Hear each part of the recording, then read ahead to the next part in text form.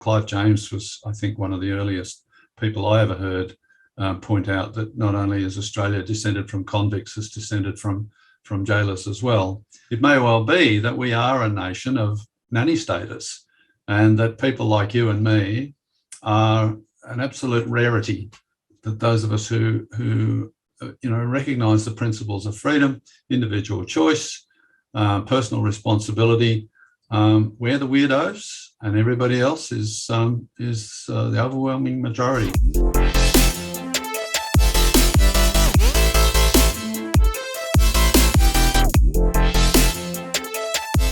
G'day and welcome to episode 69 of The Other Side with Damian Coory. Freedom Day for Sydney this week, yay! As our governments bestow upon us the freedoms that a lot of us think they had absolutely no moral right to take office in the first place. There are a very large number of Aussies, and it's growing every day, who are simply not buying all the warm and fuzzy family reunion stories on TV.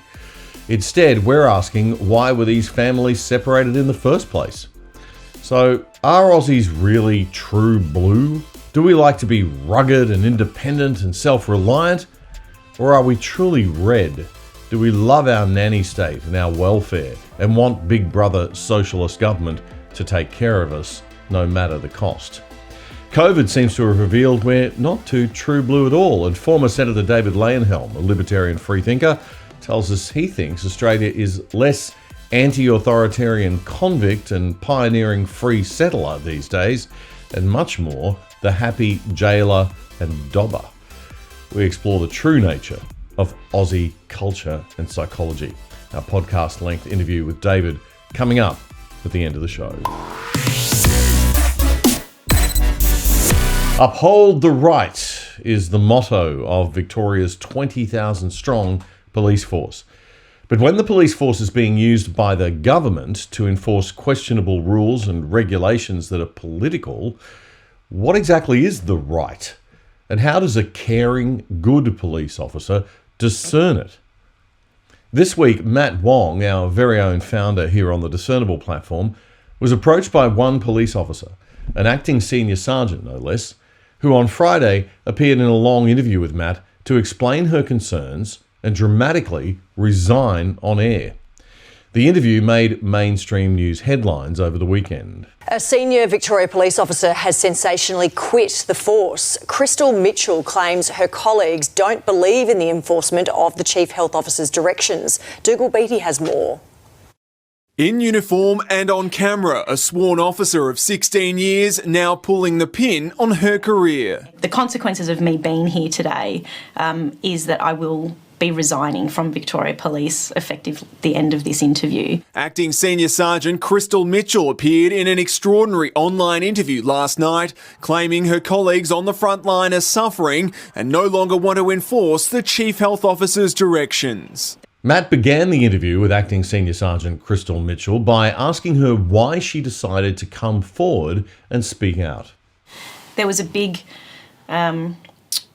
thought process and battle of morals and integrity within me about what I wanted to do and how I see my organisation being used during this pandemic, and it troubled me greatly. I couldn't be happier in terms of the work that I do on a daily basis. But behind that is all of my friends that are police officers that are working the front line and are suffering every day, enforcing show directions that the vast majority, or certainly a great majority, don't believe in and don't want to enforce. And do you mean, when you say majority, do you mean more than 50%? Literally, the definition of majority? Because I'm trying to figure out this, how many. Because you can't, people don't understand the gravity of what you're doing today. You're not allowed to do this. No. And so we can't know if your colleagues are 20% loving it, 80% loving it. I don't know. Well, I haven't taken a poll, and I don't think Victoria Police would dare take a poll either. Yeah. But you are right. The consequences of me being here today is that I will be resigning from Victoria Police effective the end of this interview. Wow. Because the consequences of me coming out publicly would be dismissal. So I'm choosing to quit and I'm quitting because I can't remedy in my soul anymore the way in which my organisation that I love to work for is being used, and the damage that it's causing in the reputation of Victoria Police and the damage that it's causing to the community. Do not miss this interview. The link is in our program notes, and of course it's right here on the Discernible platform. Crystal Mitchell said the very nature of policing has shifted, and it has serious impacts, especially for our kids. She says in Melbourne CBD, on days when the government fears a protest might happen, there are police everywhere.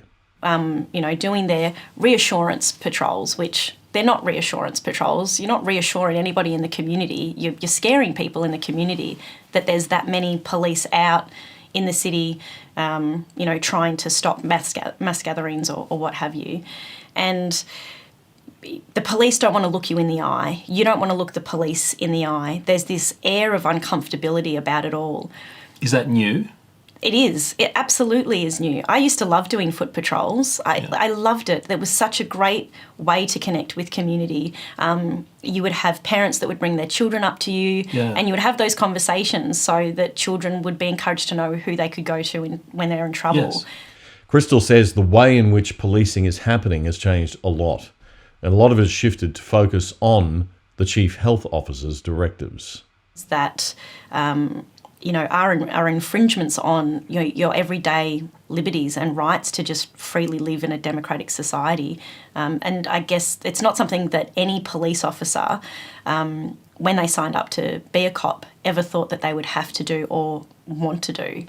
And that's evident in the videos. You only need to see the videos online from the various independent media where you can see the awkwardness in the conversations that police have, the shame that they have. They don't want to be enforcing these directions. They have families that are suffering under these CHO directions, and they're suffering under these CHO directions. But until these CHO directions are appropriately contested at a relevant court of law, these police are obligated to fulfil their duties and to enact those directions. The former acting senior sergeant told Matt that she was appalled by the arrest of the pregnant mum, Zoe Lee Bueller, in her home in front of her own kids. I was grossly offended when I saw a pregnant woman have her hands placed behind her back and handcuffed, because to me, where was the welfare concern for her if she fell over? She had no ability to protect herself, and that disturbed me greatly. I thought that I was joining an organisation that was, about catching the bad guys that, did the wrong thing, actual criminals that committed criminal offending that we would call high harm, high impact offending. So offences against the person ultimately was a driving factor for me, was to be somebody that could arrest people who had done the wrong thing, conduct proper investigations, prepare an excellent brief of evidence that could go to court, and to provide a victim the best opportunity for justice.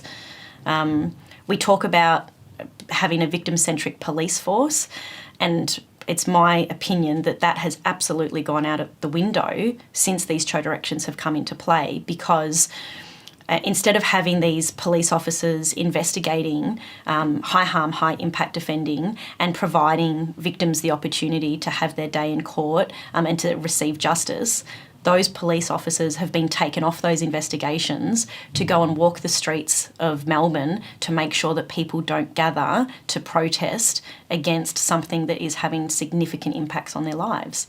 Now, we've been saying on this show for a long time that the Victorian government and police have taken an unnecessarily heavy-handed approach to the management of COVID lockdowns and restriction enforcement. They were the first state to impose massive four-figure fines for breaches. Lockdowns have lasted longer than just about anywhere else on earth, and the disproportionality of the response has been unjustifiable by any scientific or medical measure, according to many critics. I've slammed the violence and asked repeatedly why the government has taken such an aggressive response when it could have simply sought to allow the protest to happen peacefully and safely, as it has done with other protests. It's almost as if the government wanted the conflict. Crystal Mitchell explained to Matt how she, as a senior police officer with 16 years service under her belt and in a corporate managerial role, focused on police morale and community engagement. She was asking many of the same questions. The only reason that protests are illegal is because Daniel Andrews made it so.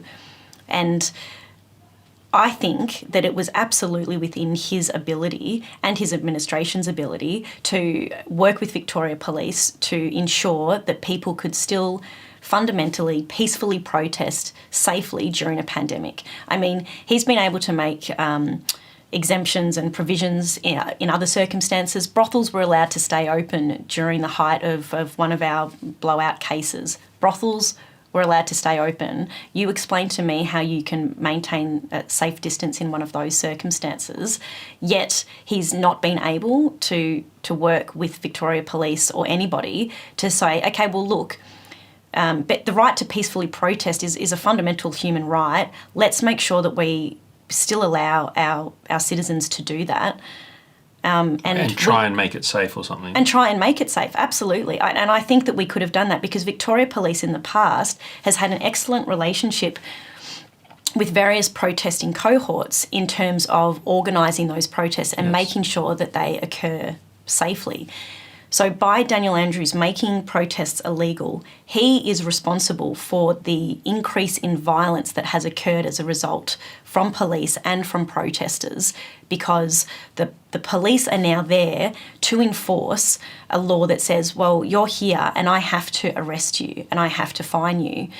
And then you have protesters that are saying, I just want to be here, peacefully protest and say my piece about what I think of Daniel Andrews and these Cho directions, but I don't want to be arrested. I don't want to be thrown on the ground and handcuffed, and I don't want a $5,000 fine. So what are they going to do? They're going to run. They're going to run away. They're not going to want to stand there and receive that fine.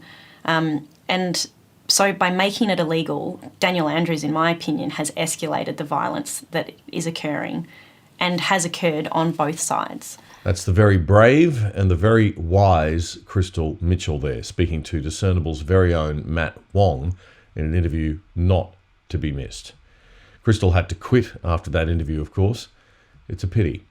The Victorian Police Force is desperately in need of people with more integrity at senior levels, not less.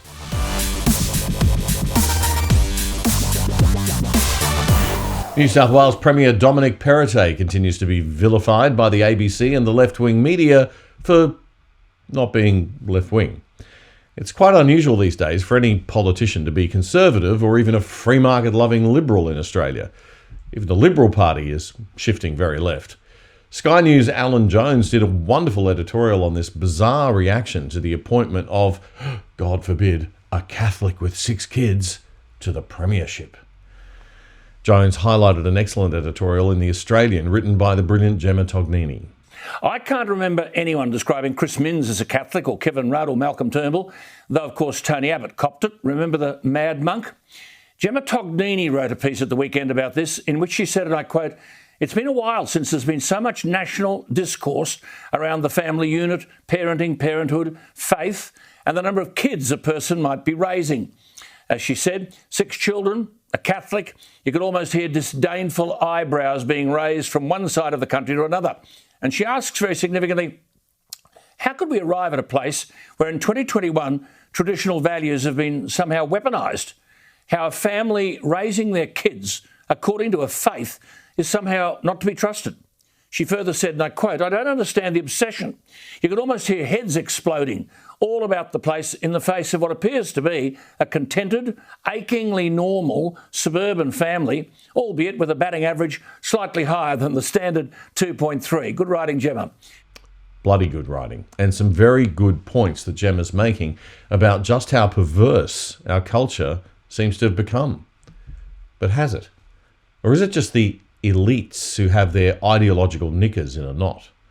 The quiet Australians who got Scott Morrison over the line in 2019 but who the entire Liberal Party seems to have forgotten about as it battles to appease the woke mob, suiciding its way to yet another election loss. Those quiet Australians do not seem to agree.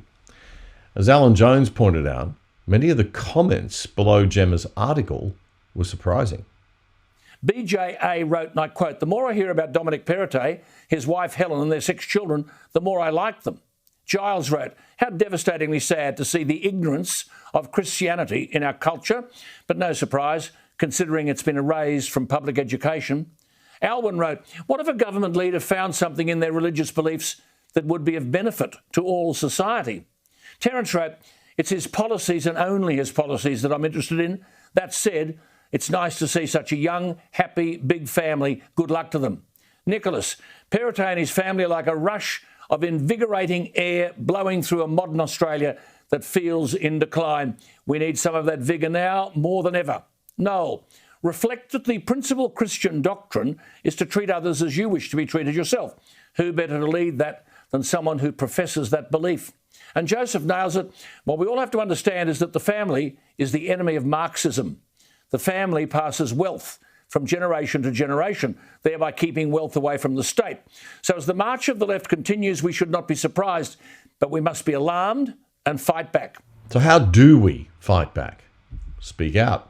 No more polite quietness. We need more polite but firm and calm disagreement. In our conversations with one another, in our social media posts, in the classrooms of Australia especially. And we need to pick up the phone every now and again, remind the media and our politicians that the quiet Australians are an enormous group. Oh, and turn off the ABC and the left-wing news media and read some good books instead, and listen to podcasts and watch good quality content on YouTube, like us. I guarantee that switching off will make you much happier, healthier, and we'll make sure that you won't miss anything important from the so-called news cycle. Monday was National Coming Out Day. And while I have no problem with people having different sexualities, and it's harder to come out as a conservative Australian these days than a gay one, I do long for the days when we didn't talk about our sexuality quite so much. But the modern world is all about being sex positive. Unless, of course, you're a heterosexual male, then you're not allowed to have any kind of outward sexual expression whatsoever. That's just disgusting. So the cultural lunatics have now decided that it's time for Superman to be gay. Well, bisexual. You don't want to limit any future plot lines. It's not Clark Kent who's coming out, but his son with Lois, the young John Kent, who has a little affection for a young reporter named Jay. It's not a gimmick, the Comics Australian writer Tom Taylor told ABC News. "When I was offered this job," he said, "I thought, well, if we're going to have a new Superman for the DC universe, it feels like a missed opportunity to have another straight white saviour." Indeed, who wants those straight white saviours? Blech. And since we can't make Superman a gorgeous shade of Mediterranean brown like me, he'll just have to be non-binary to be cool. But what's his pronoun? Super bi? Super them? Super spreader? Well, this week I came upon an excellent article, opinion editorial piece that was written for the Spectator's online Flat White magazine. And it was from the senator or former senator for the Liberal Democrats for New South Wales, David Leyonhjelm from the Liberal Democratic Party. And Leyonhjelm wrote this, which I thought was quite perceptive. "As we inch towards learning to live with COVID, it's common to hear it said that the government is granting us more freedom. The mainstream media, particularly television, loves to tell us that if we follow the rules and do the right thing, we'll be rewarded with more freedom. This implies that our freedom is given to us by the government. We don't hear in Australia people suggesting a contrary view that freedom belongs to us and the government merely takes it away." Now, David Leyonhjelm puts this in the perspective of two perspectives that are fundamental to philosophy. One is those who believe that governments are essential to create rules for our well-being, and on the other are those who view governments as a major threat to freedom. And this is best typified by the views of two philosophers from the 17th century, Thomas Hobbes and John Locke. I'm very, very happy to say that we have former Senator David Leyonhjelm with us right now on the other side to tell us more about that. David, thank you so much for your time and for joining us today.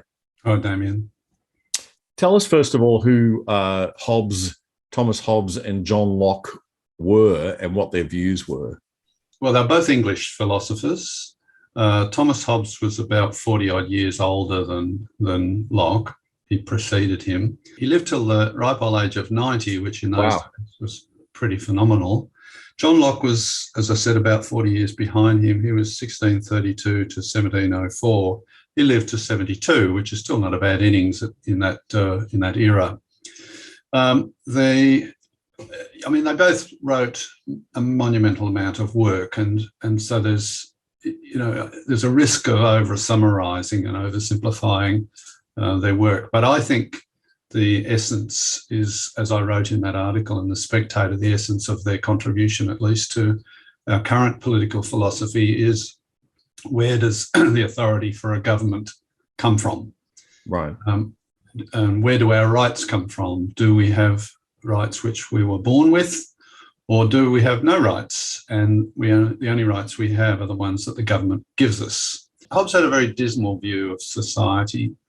One of his famous quotes was, "No arts, no letters, no society, and which is worst of all, continual fear and danger of violent death, and the life of man solitary, poor, nasty, brutish, and short."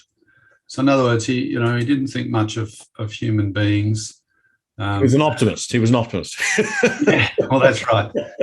Well, John Locke was a realist, perhaps. Well, I don't necessarily agree, but John Locke was an optimist. There's no question about that. One of his famous quotes was, "All mankind, being all equal and independent, no one ought to harm another in his life, health, liberty, or possessions."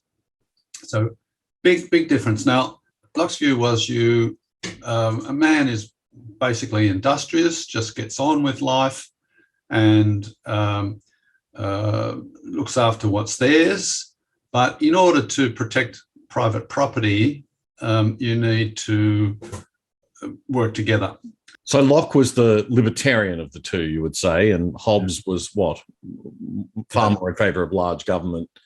Hobbes wasn't, I suppose, dictatorial in his thinking.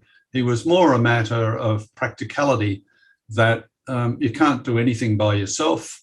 The only way you can get anything done is by having the government do it for you. In order to achieve that, you reach agreement with the sovereign and amongst yourselves as people, and the sovereign then says, "Okay, well, I'll grant you these rights. I'll allow you to do these things." Now, the significance of the differences between them might have remained minor, but for the American War of Independence. Right. So this really did form a lot or inform a lot of the thinking that was going on in America with the Federalists at the time, no doubt. They were fighting against the British to establish an independent country. They saw George III and the government of England as authoritarian, intrusive, not allowing freedom, no representation, all that sort of thing. Some of that was mythical. The truth is, probably one way or another, the American colonies would have become independent of England, irrespective. But that's the narrative that developed, and people like Thomas Jefferson and the others that were part of the independence movement wrote this Declaration of Independence, and Jefferson was the primary author. It was absolutely based on John Locke's views. And if you think in terms of what the timing, John Locke was much closer to the American Declaration of Independence than we are now. It was only about, talking 100 years later. So it seemed more proximate in time. And as a consequence of it, we have the American Declaration that says quite clearly, rights are inherent, they're God-given. Now, you don't have to believe in God-given rights, you can just believe in inherent rights or natural rights, some people call them. They're not given by the government, though, that's the point. And then it goes on to say you have the right to life, liberty and the pursuit of happiness, which is a sort of a variant of what Locke said. So, and now, of course, you could have a government based on Hobbesian principles that could be just as free as a government based on Lockean principles. I think you make that point in your...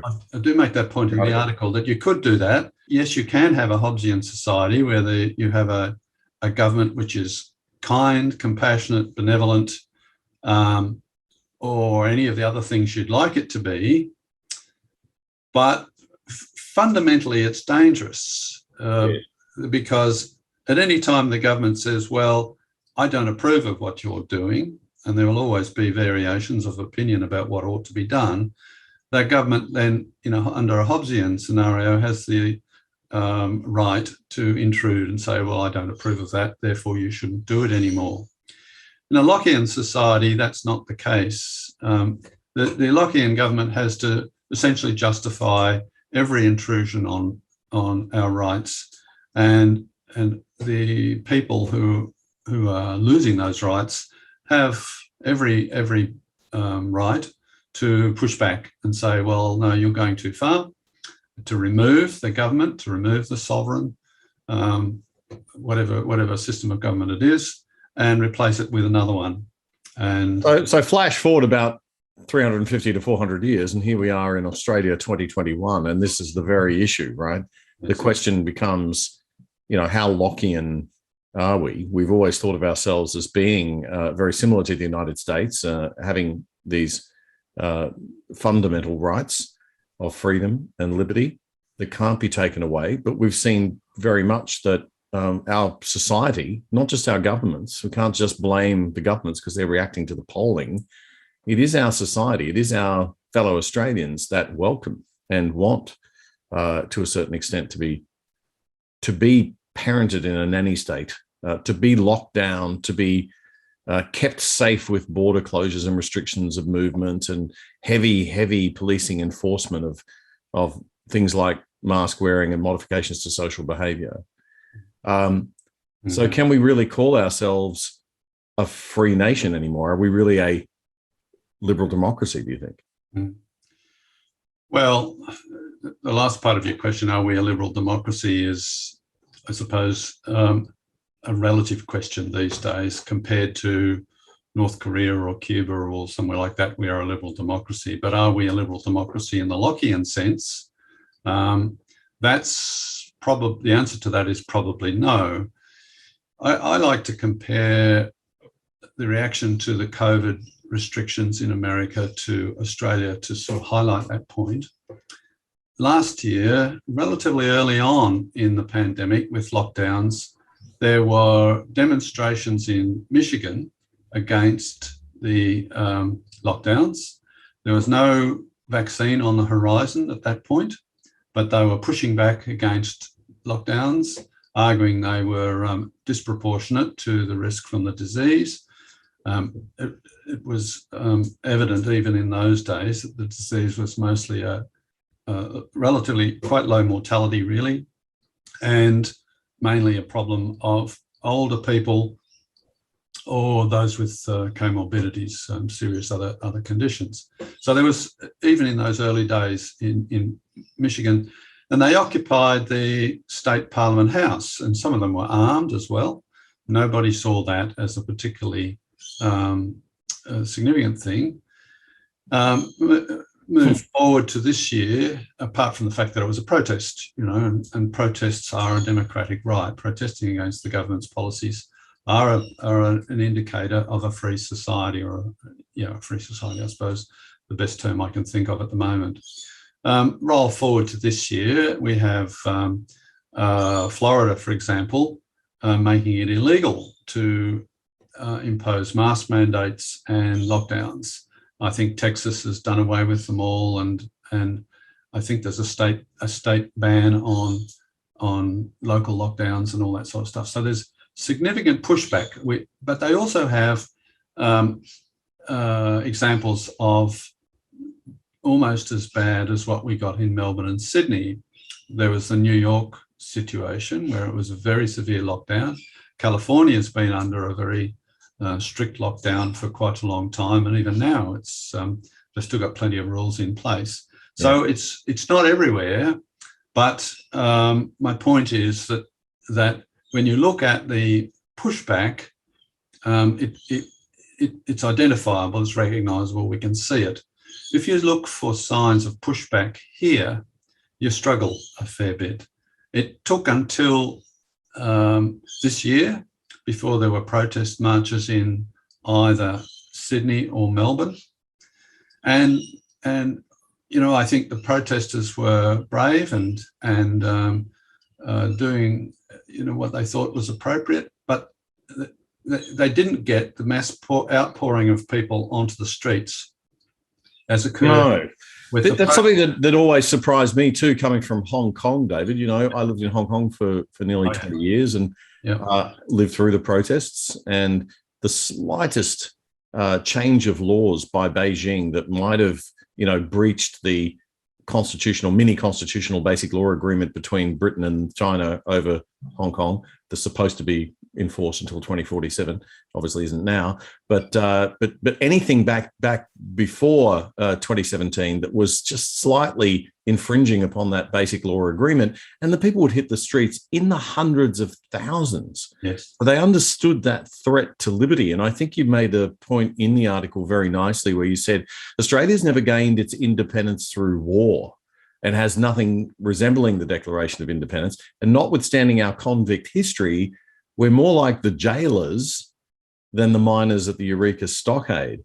That kind of struck a nerve with me, because I've always puzzled over this almost contradiction in Australian culture between the sort of rebellious anti-authoritarian image we have of that Eureka Stockade history and the nanny state reality in which we find ourselves, this tendency to want government, to want to be the subjects of a welfare state and to be taken care of by government, and to see that as noble and good and fair and kind and all those sorts of things.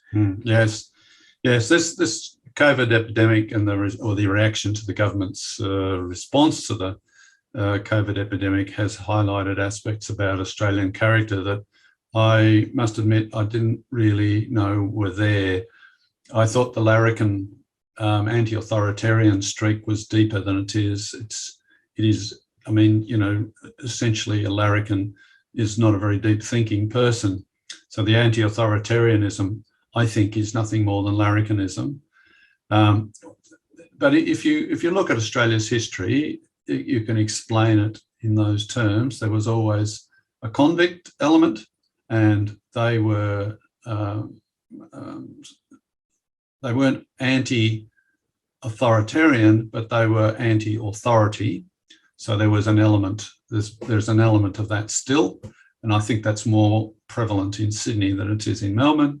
But on the other hand, we are also a nation overwhelmingly of free settlers and immigrants.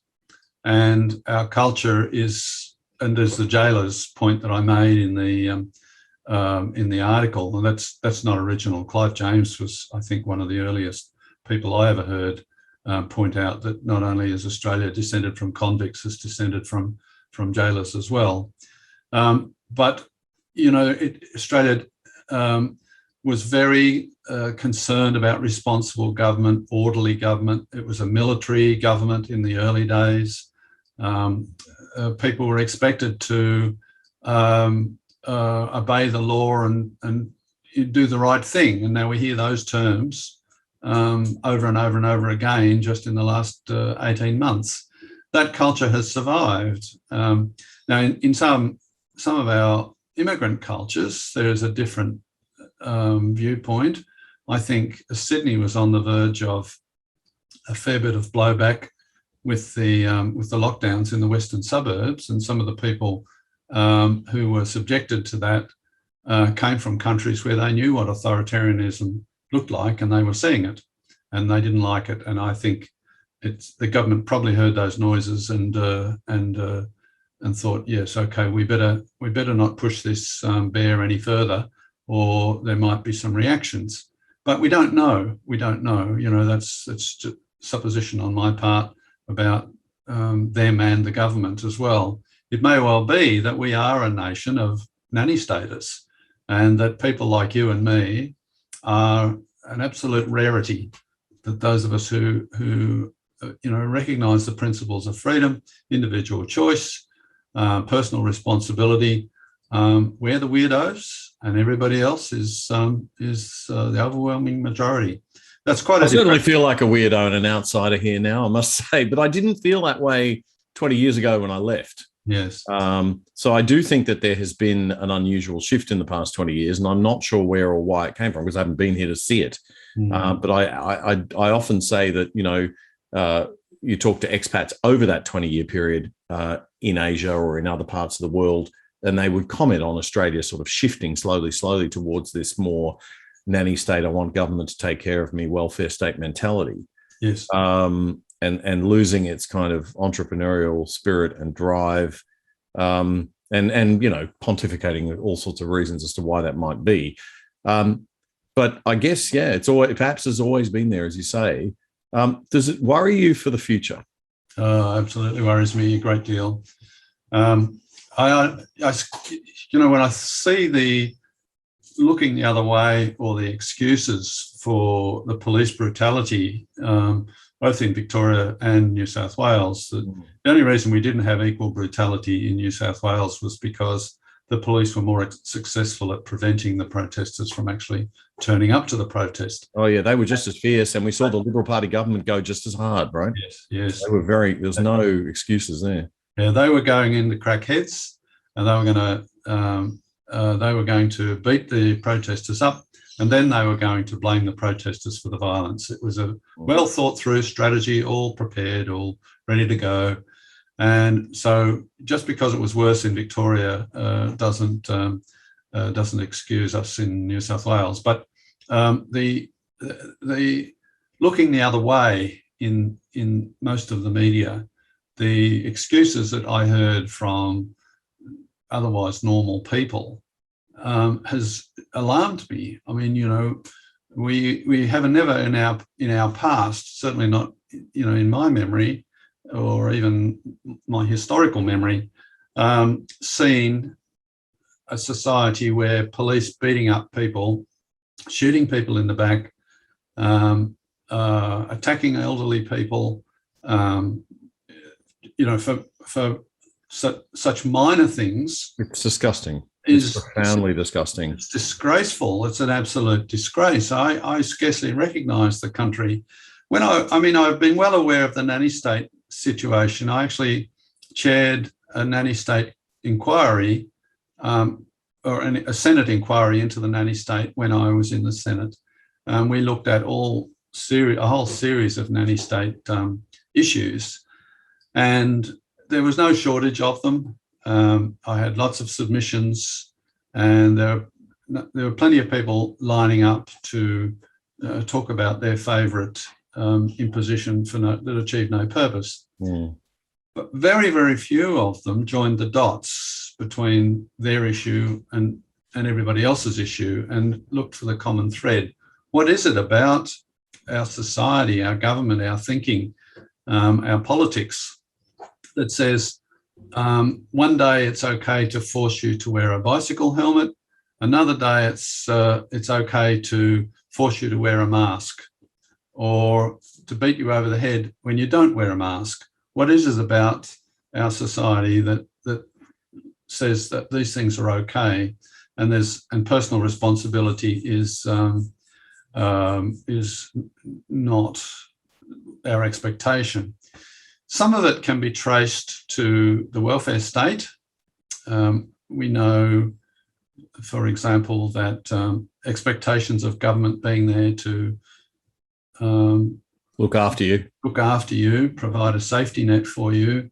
They developed in the UK post-war period in the 50s and 60s, and in Australia they were there, but it was only during the Whitlam government onwards from 1972 that they became overt, I suppose, in Australia. But boy, are they overt now. And yes, we've gone way beyond safety nets in welfare, right? We left that long ago. Yes. We're now into sort of entitlement phase. I'm entitled to this, and we're probably heading for a universal basic income type model. But it's interesting. I wonder if you see the United States, people leaving California to live in Texas for ideological reasons. And I wonder if we're going to, is Australia just one big California with no Texas to go to? Where will people go?